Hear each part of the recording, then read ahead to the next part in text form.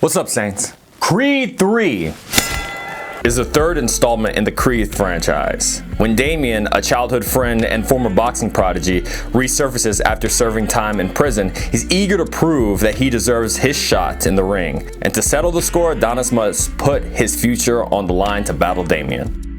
I am a huge fan of the Creed franchise. I'm a huge fan of martial arts in general, which is a topic I'll probably have to talk about sometime on this channel.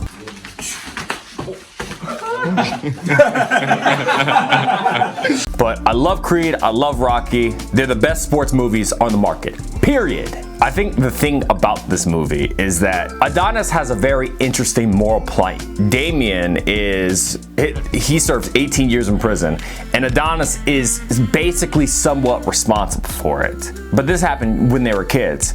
18 years.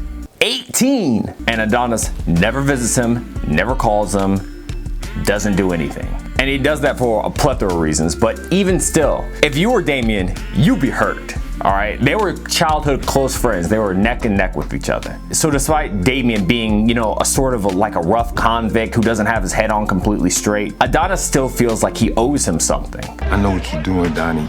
You don't owe this dude nothing. Which, anybody can empathize with. And this internal struggle with Adonis when it comes to confronting his past. And I think it's a fantastic moral conflict.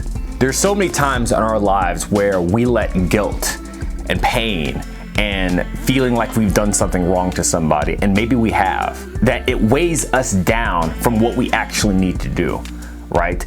Adonis lets his guilt impair his judgment, and that happens to us so often, right? Maybe it's a friendship, maybe it's a family member, maybe it's a relationship, that we feel that we owe that person something.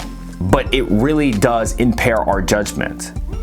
There's so many times in the Bible where guilt has made or break someone. Take Peter, for example, right? Peter makes all kinds of mistakes, and the biggest one being that denying Jesus 3 times. And imagine if he felt like he couldn't come back from that, which ironically enough is exactly what happened to Judas, right?